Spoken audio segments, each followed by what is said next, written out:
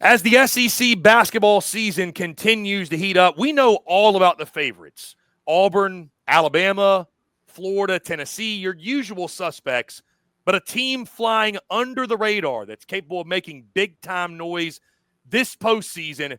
Here come the Texas A&M Aggies, a team not getting enough love that, again, one of the best stories and arguably one of the best teams in the SEC that nobody's talking about this season. Hello, everyone. I'm Chris Phillips. He is Dave Shumate, lead basketball analyst here at SEC Unfiltered. Appreciate each and every single one of you tuning in. Make sure you like, subscribe, turn notifications. Check us out via podcast, wherever you get your podcast. You can also find us across all social media platforms as well as our website, secunfiltered.com. This segment brought to you by our friends over at FanDuel. Visit FanDuel.com/SECU to join today and get started with $150 in bonus bets when you win your first $5 bet. Once again, that's FanDuel.com/SECU to get your $150 in bonus bets today.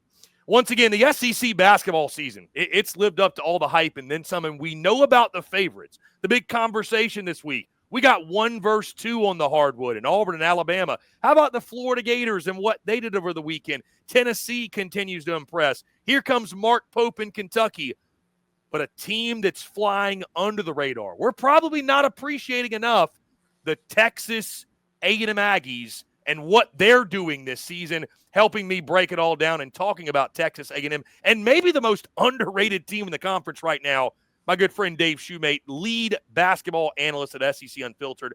Dave, really excited to chop it up here because, again, you and I were talking off-air and pre-show. A&M is a fascinating study right now, right? Because I think you look at the last few games, obviously winners of their last few, their last 3 specifically, but it's that nasty loss at Texas that maybe cooled off the hype for them. But what we've seen to this point, I'll let you expand. This team fully healthy with Wade Taylor, they're as tough out as anybody in this conference. And when you look down the schedule as well, we'll talk about in a second, they got a chance to build some big-time momentum, but underrated, the key word you've used when talking A&M.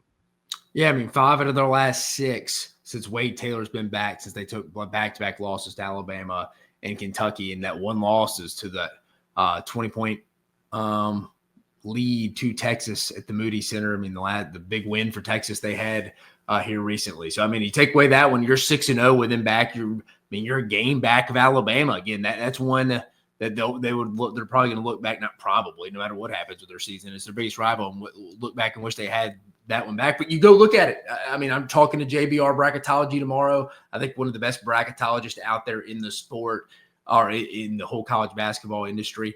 He has them as the number 7 overall seed, which would make them the 3rd 2 seed. I mean, they're a 2 seed right now, but no one talks about them because I like to compare them to, in a football standpoint, they're kind of like the Kansas State of college basketball. It's just kind of, hey, you look up at the standings 9 times out of 10, and for A&M, it's kind of like, yeah, they're finishing in the top 4, kind of like with Buzz, and then they finished in the top 4 in the league.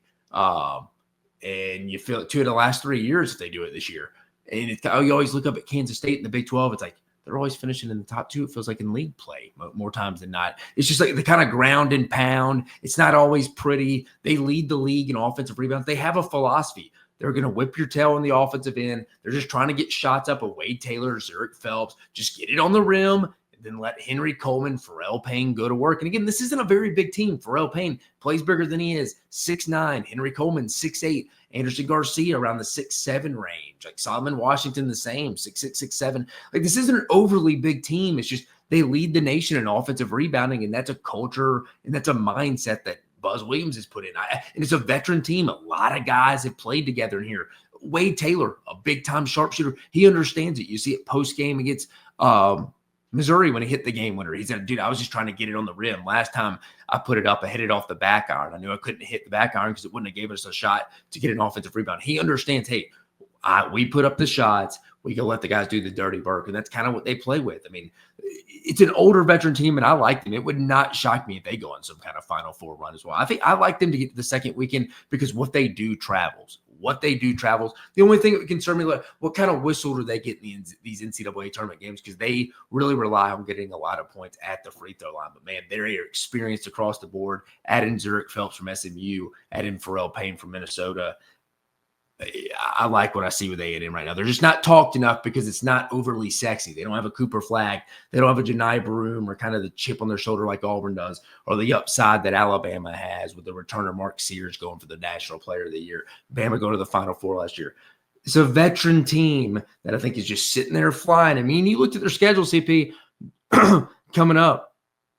Got some winnable games. Georgia at built home. Some big-time momentum. Yeah, with back-to-back Georgia at home games. and Arkansas at home, Yeah. two very winnable. They are right on that path of, hey, finishing in the top 4 in the league play, and we all know what that means. You get that double bye in Nashville at the SEC tournament, and you don't play your first game until Friday. Doesn't it feel like they've just kind of gotten lost in the shuffle because there's so many other teams to talk about maybe? And like to your point, nothing jumps off the page, I guess, with them. And it's like I said earlier, Dave, I think fairly or unfairly, it was almost like that deflating loss to Texas really took some of the wind out of their sails, if you will. But I'm with you. I think a lot of people forget, CP, they're 5-1 in their last 6 with, like we talked about. With Wade but if Taylor. they were 6-0, I think that'd be, just that one loss is like, because they haven't really, I mean, that Mizzou game was a notable win. I don't want to take anything away. But from the even conference-wide perspective, they don't have like that big signature win. I mean, imagine CP if they win. Imagine if they take care of business this week, win the midweek at Mississippi State. Easier said than done. And then they're hosting Tennessee that Saturday night, I believe, at Reed Arena. That would be a game. It's the winner of that would feel really good about finishing in the top 4 in the league, and kind of for A&M this year, potentially locking up a 2 seed before they even go to Nashville for the SEC tournament. Yeah, that'll be a huge matchup, and certainly we talk about, and we're going to continue to talk about, Dave, as we go through this season and these next few weeks, the battle for the top 4 seeds in Nashville. It's going to be so pivotal to be in that top 4 to have really any shot probably to win that tournament. I mean, the advantage you're going to have, obviously getting the bye, if you will, and being in the top 4 is it can't be overstated how big of a deal that is. I'm right there with you today, man. I think this team is massively underrated. Again, I think that loss to Texas, like I said, it took the win of the sales. It knocked them to 4-3 in conference. That, you know what I mean? Since then, nobody's really talked about them. You beat Oklahoma, ho-hum. You beat South Carolina, and it was a close game at South Carolina, ho-hum. But that win, and also, by the way, Dave, they didn't play last week in the midweek. So it's like, almost you hate to say people have just sort of forgotten about them a little bit, but that would be a mistake because this is a really, really good basketball team. And CP, maybe I'm saying it wrong. I mean, we're sitting here. AP poll has them at 8th, so maybe underrated is the wrong term. Underappreciated, maybe underappreciated. Just like not there's the perception is out there is not. It's just kind of like A&M, and it's like you look up here. I mean, look at their net ranking. I mean, look where they're seated right now. Is locked in as a 2 seed. And they got, like we talked about, the schedule down the stretch. They set themselves up really well if they could get into that Tennessee game 3-0 heading into it before. You just like where they're at. Yeah, I mean, I just kind of like where they're at, and overall, yeah, it's just like they're not being talked about nationally enough for whatever reason. I guess because, again, people are looking at Auburn, Alabama are taking a lot of the narratives of the SEC, especially as this matchup lingers on Saturday. But A&M sitting there, they got a shot to really hammer home that 2 seed. I think that should be the realistic goal for Buzz Williams and that crew. Got to handle your business in the next 2 games. Got to beat Georgia. Got to beat Arkansas. Keep the momentum going. Really build, then you got the big one at Mississippi State, winnable. If you can build up, you can win those next 3, Dave, you're going to have a shot against Tennessee to get that, quote unquote signature win and maybe sort of announce yourself nationally more. So not from the ranking perspective, but just from there being more no pun intended, buzz and chatter around the Aggies. And depending what Tennessee does, CP, you may be fighting for them for a higher seed in an NCAA tournament. Yeah, very good point. Yeah, A&M is a team I feel like, Dave, we're going to be looking at or talking about. You got a guy like Wade Taylor who's a sharpshooter, like you mentioned. I love his game. A&M's a team. Don't be surprised when we're talking about them that second weekend. And like you mentioned, could make a run. It would not shock me at all. They make a deep run, Elite 8, Final Four. We'll see what the matchups are, obviously, but they've got all the talent to do that.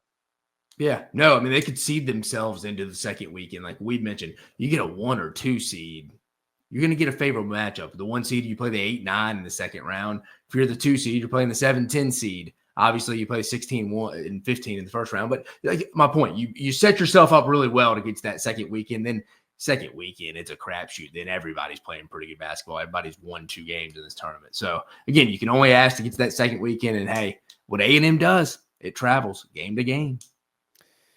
A&M, underrated, underappreciated, under-talked about for sure. Going to be a lot of opportunities for the Aggies on the stretch. Guys, what do you think? What do you think of this Texas A&M basketball team, Buzz Williams and company? We shouldn't be all that surprised when you think about what they've been under his leadership, but it's going to be a lot of fun to watch this season play out for the Aggies, especially, again, as we go throughout the rest of their schedule. Some big-time opportunities coming up. End of season against the likes of teams such as Tennessee, at Florida, Auburn. This team won't be underappreciated much longer if they can pull off a few wins against some of those teams mentioned. Again, would love to hear your thoughts, guys. Before we get out of here, I do want to tell you about our friends over at FanDuel, because our show brought to you by our friends at FanDuel. When the game tips off, the NBA action is just beginning on FanDuel, America's #1 sports book, because FanDuel is your home for NBA live betting. Even if you miss the first few minutes of the game or you want to bet on a fourth quarter comeback, you can make your picks from the first whistle until the final buzzer. Plus, you can even combine your live bets into a same-game parlay for a shot at a bigger payout. However you want to play, now is the perfect time to join. New FanDuel customers get started with $150 in bonus bets if your first $5 bet wins. Just visit FanDuel.com/SECU to join today. That's FanDuel.com/SECU for your shot at $150 in bonus bets. Make every moment more with FanDuel, official sports betting partner of the NBA. Must be 21 and up and present in select states. For Kansas and affiliation with Kansas Star Casino, or 18 and up and present in D.C. First online real money wager only. $5 first deposit required. Bonus issued as non-withdrawable bonus bets, which expire 7 days after receipt. Restrictions apply. See terms at sportsbook.fanduel.com. Gambling problem? Call 1-800-GAMBLER. Visit FanDuel.com/RG. Call 1-888-789-7777 or visit ccpg.org/chat in Connecticut, or visit mdgamblinghelp.org in Maryland. Hope is here. Visit gamblinghelplinema.org or call 800-327-5050 for 24/7 support in Massachusetts, or call 1-877-8-HOPE-NY or text HOPE-NY in New York. Once again, guys, we'd love to hear your thoughts on the Texas A&M Aggies. Underrated, underappreciated. What are your thoughts on Buzz Williams' squad as we continue throughout the month of February and get closer to March Madness? Once again, thank you all so much for tuning in, guys. Make sure you like, subscribe, turn on notifications. Check us out via podcast, wherever you get your podcast. You can also find us across all social media platforms, as well as our website, secunfiltered.com. For lead basketball analyst at SEC Unfiltered, Dave Shumate, I'm Chris Phillips. Appreciate each and every single one of you tuning in, and we will catch you on the other side.